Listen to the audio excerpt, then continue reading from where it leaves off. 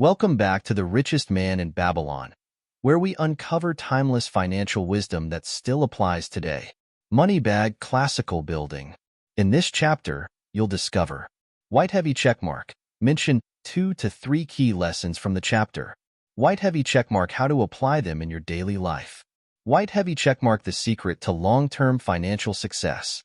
If you're ready to master the art of wealth building, let's dive in. Rocket. Meet the goddess of good luck. If a man be lucky, there is no foretelling the possible extent of his good fortune. Pitch him into the Euphrates, and like as not he will swim out with a pearl in his hand. Babylonian proverb. The desire to be lucky is universal. It was just as strong in the breasts of men 4,000 years ago in ancient Babylon as it is in the hearts of men today. We all hope to be favored by the whimsical goddess of good luck. Is there some way we can meet her and attract not only her favorable attention, but her generous favors? Is there a way to attract good luck? That is just what the men of ancient Babylon wished to know. It is exactly what they decided to find out. They were shrewd men and keen thinkers. That explains why their city became the richest and most powerful city of their time. In that distant past, they had no schools or colleges. Nevertheless, they had a center of learning, and a very practical one it was. Among the towered buildings in Babylon was one that ranked in importance with the palace of the king, the hanging gardens, and the temples of the gods. You will find scant mention of it in the history books, more likely no mention at all, yet it exerted a powerful influence upon the thought of that time. This building was the temple of learning where the wisdom of the past was expounded by voluntary teachers and where subjects of popular interest were discussed in open forums. Within its walls, all men met as equals. The humblest of slaves could dispute with impunity the opinions of a prince of the royal house. Among the many who frequented the Temple of Learning was a wise rich man named Arcad, called the richest man in Babylon.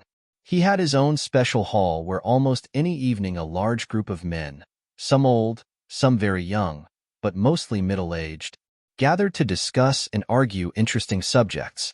Suppose we listen in to see whether they knew how to attract good luck.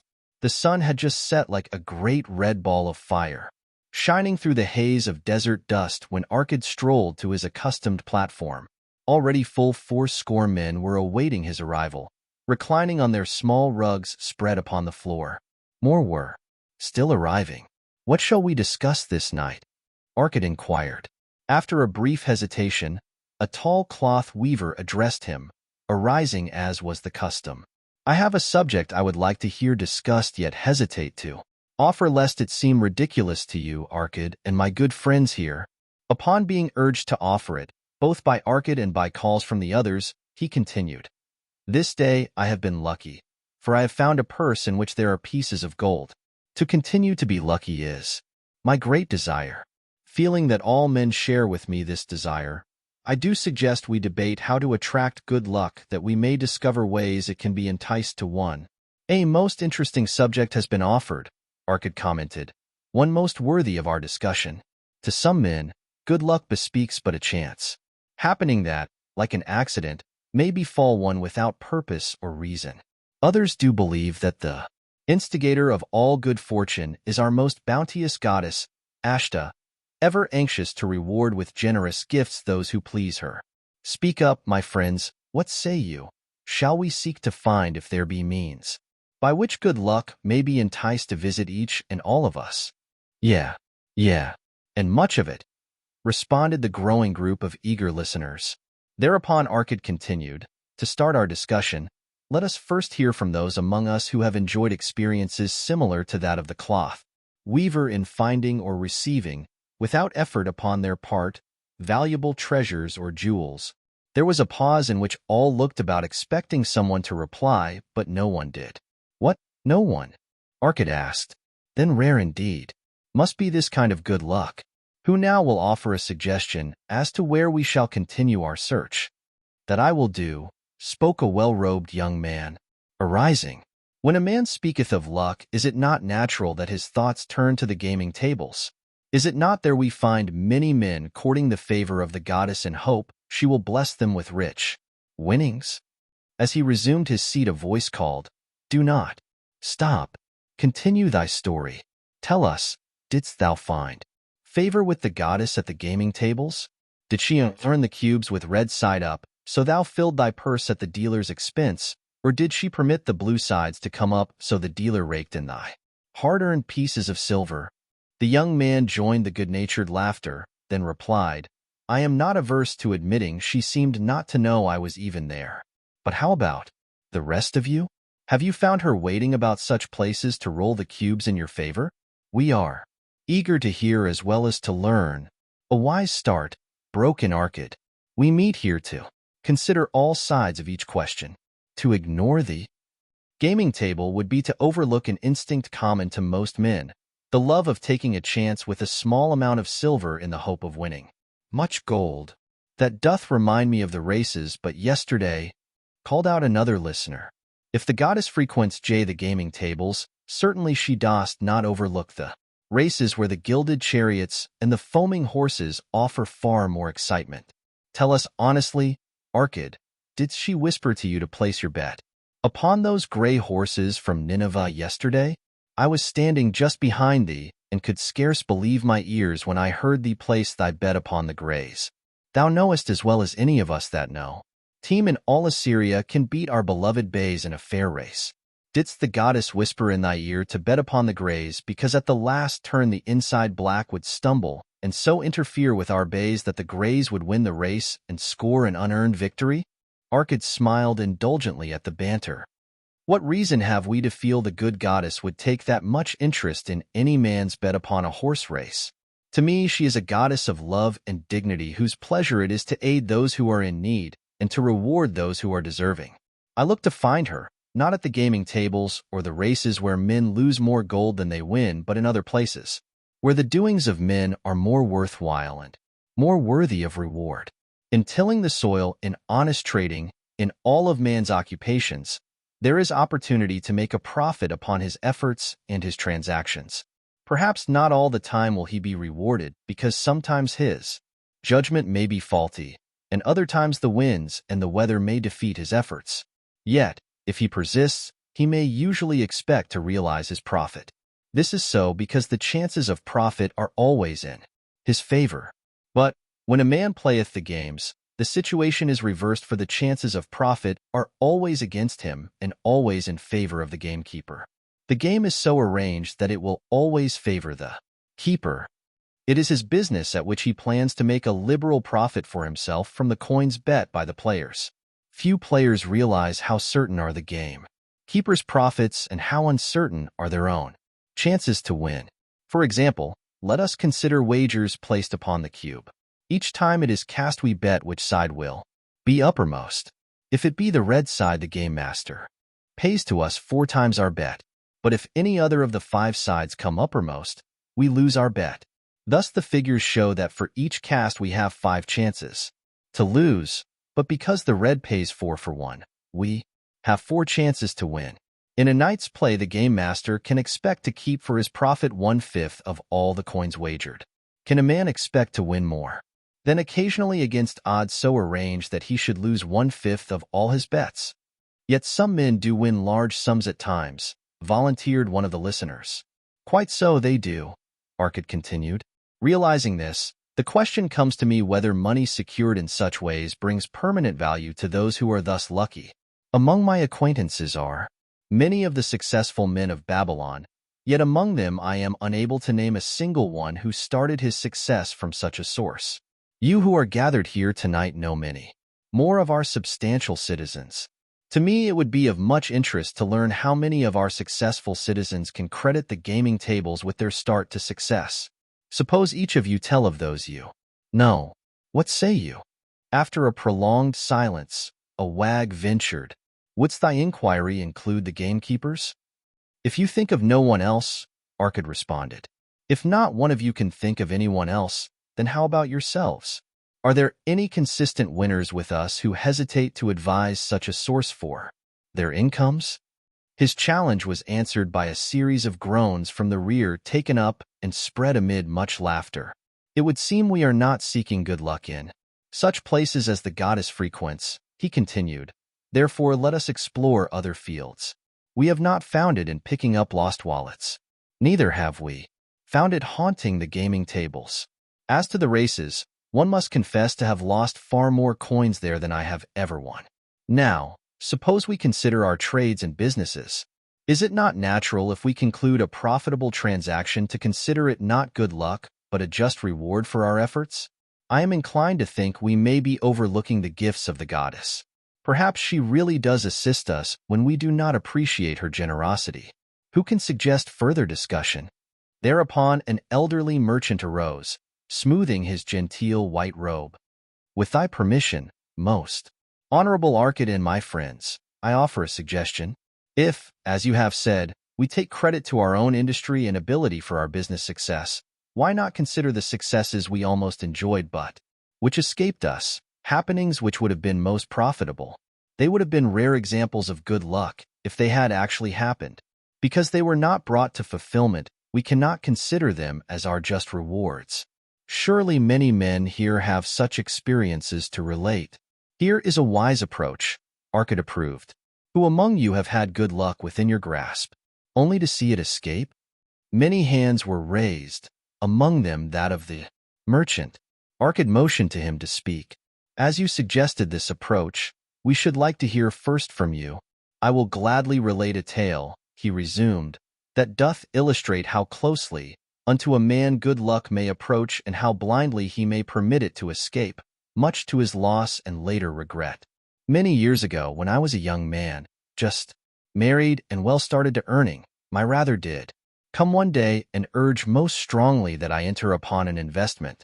The son of one of his good friends had taken notice of a barren tract of land not far beyond the outer walls of our city. It lay high above the canal where no water could reach it. The son of my father's friend devised a plan to purchase this land, build 3 large water wheels that could be operated by oxen and thereby raise the life-giving waters to the fertile soil. This accomplished, he planned to divide it into small tracts and sell to the residents of the city for herb patches. The son of my father's friend did not possess sufficient gold to complete such an undertaking. Like myself, he was a young man earning a fair sum. His father, like mine, was a man of large family and small means. He, therefore, decided to interest a group of men to enter the enterprise with him. The group was to comprise 12, each of whom must be a money earner and agree to pay 1/10 of his earnings into the enterprise until the land was made ready for sale. All would then share justly in the profits in proportion to their investment. Thou, my son, bespoke my father unto me, art now in thy young manhood.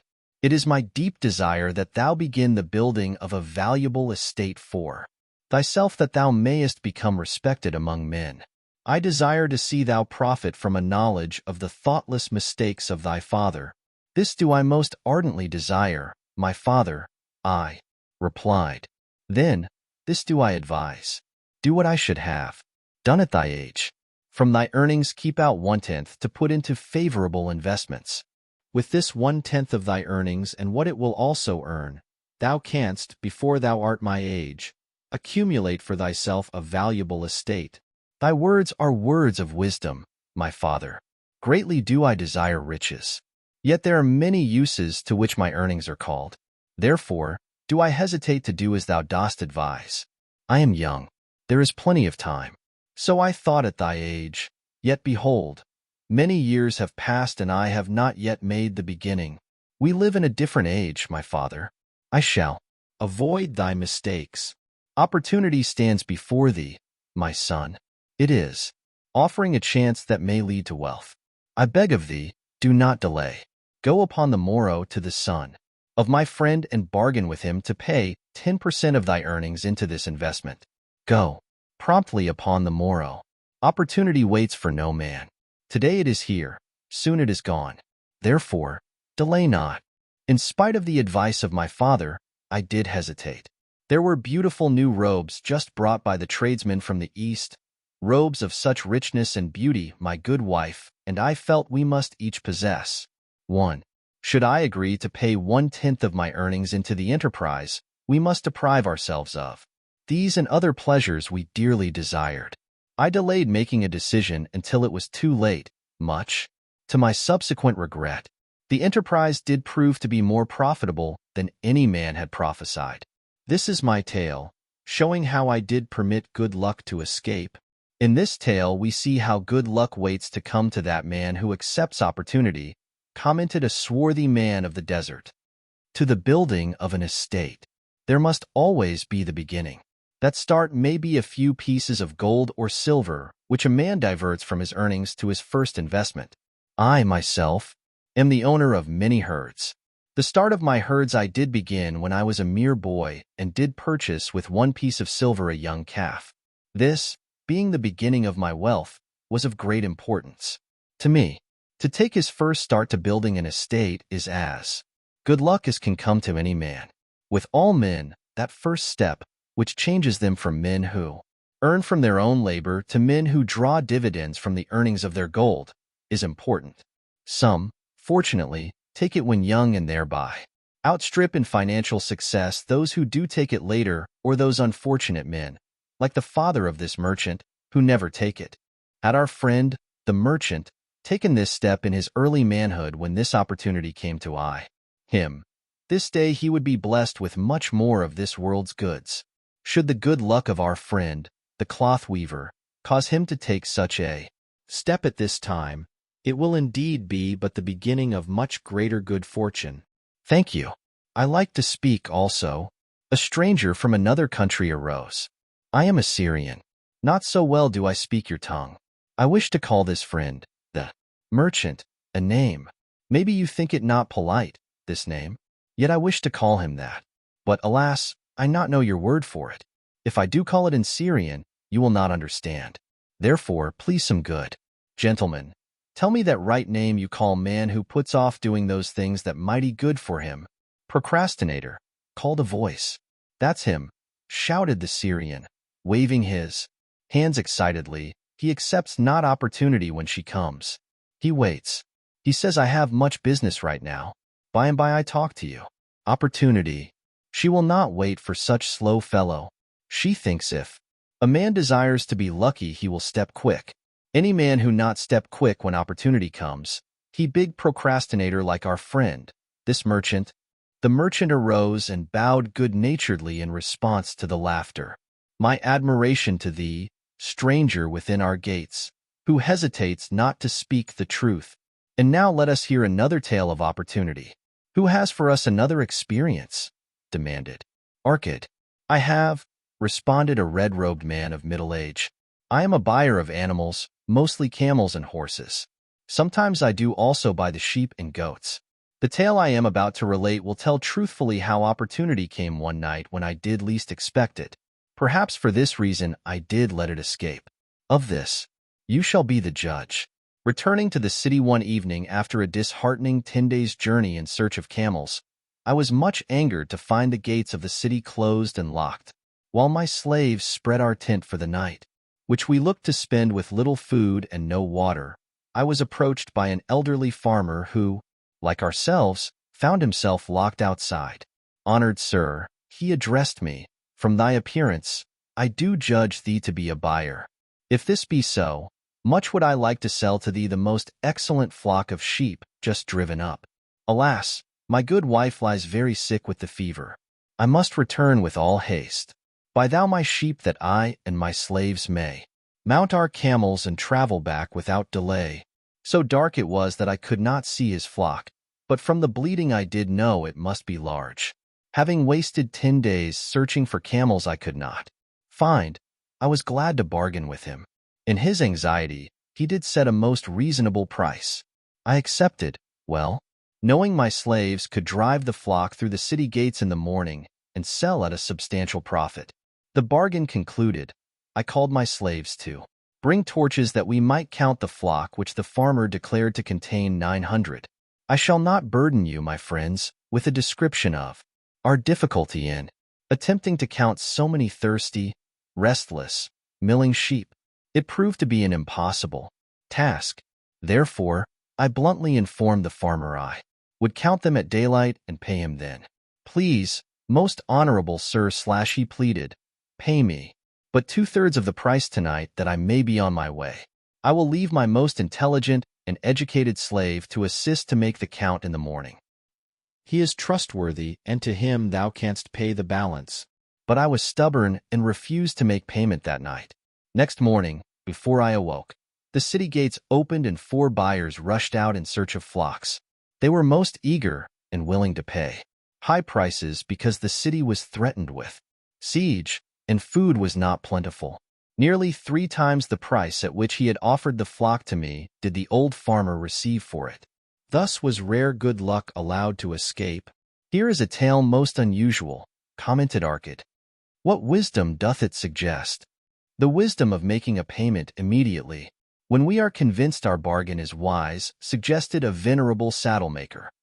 If the bargain be good, then dost thou need protection against thy own weaknesses as much as against any other man.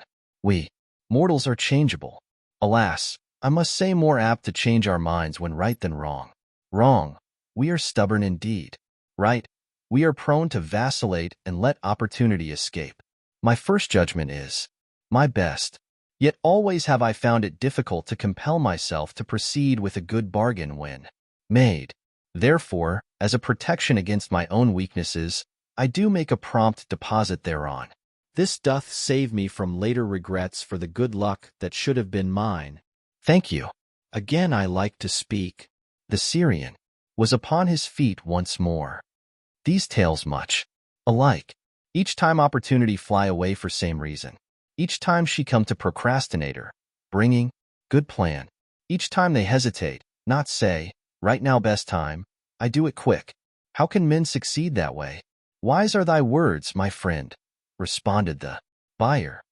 Good luck fled from procrastination in both these tales.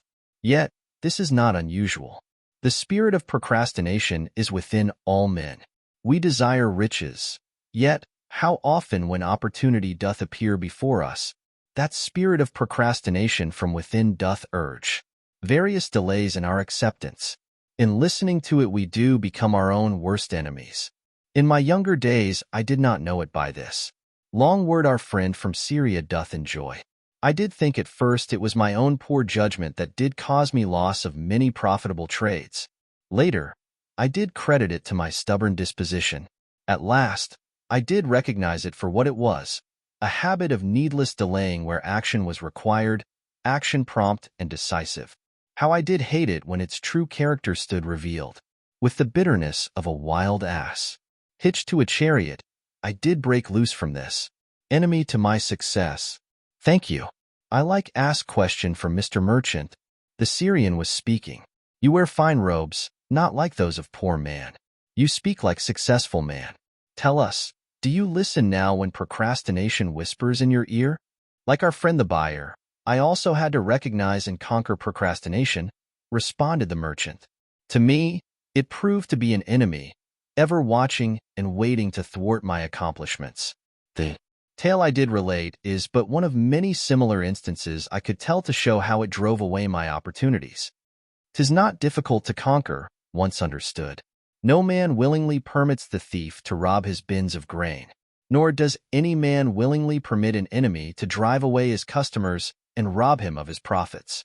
When once I did recognize that such acts as these my enemy was committing, with determination I conquered him. So must every man master his own spirit of procrastination before he can expect to share in the rich treasures of Babylon. What sayest, Arkad? Because thou art the richest man in Babylon, many do proclaim thee to be the luckiest. Dost agree with me that no man can arrive at a full measure of success until he hath completely crushed the spirit of procrastination within him? It is even as thou sayest, Arkad admitted.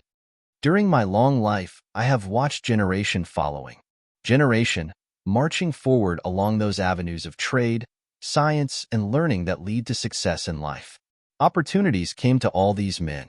Some grasped theirs and moved steadily to the gratification of their deepest desires, but the majority hesitated, faltered, and fell behind. Arkad turned to the cloth weaver. Thou didst suggest that we debate good luck. Let us hear what thou now thinkest upon the subject. I do see good luck in a different light. I had thought of it as something most desirable that might happen to a man without effort upon his part. Now, I do realize such happenings are not the sort of thing one may attract to himself. From our discussion half, I learned that to attract good luck to oneself, it is necessary to take advantage of opportunities.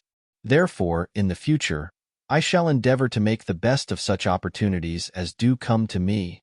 Thou hast well grasped the truths brought forth. In our discussion, Arkad replied, good luck, we do find, often follows opportunity but seldom comes otherwise. Our merchant friend would have found great good luck had he accepted the opportunity the good goddess did present to him. Our friend the buyer, likewise, would have enjoyed good luck had he completed the purchase of the flock and sold at such a handsome profit. We did pursue this discussion to find a means by which good luck could be enticed to us. I feel that we have found the way. Both the tales did illustrate how good luck follows opportunity. Herein lies a truth that many similar tales of good luck, won or lost, could not change. The truth is this: good luck can be enticed by accepting opportunity. Those eager to grasp opportunities for their betterment do attract the interest of the good goddess. She is ever anxious to aid those who please her. Men of action please her best. Action will lead thee forward to the successes thou dost desire. Men of action are favored by the goddess of good luck. And that wraps up this chapter of The Richest Man in Babylon. But remember, the real power comes from applying these lessons in your daily life. Light bulb key takeaways. Small Blue Diamond. Summarize 2 to 3 biggest lessons. Small Blue Diamond, how you can start using them today. Speech Balloon, which lesson stood out to you the most? Drop your thoughts in the comments. Pushpin, if you found value, don't forget to white heavy checkmark, like, and subscribe for more financial wisdom. White heavy checkmark, turn on notifications so you don't miss the next chapter. White heavy checkmark, share with friends who need to hear this. Rocket, let's continue our journey toward financial freedom. See you in the next chapter.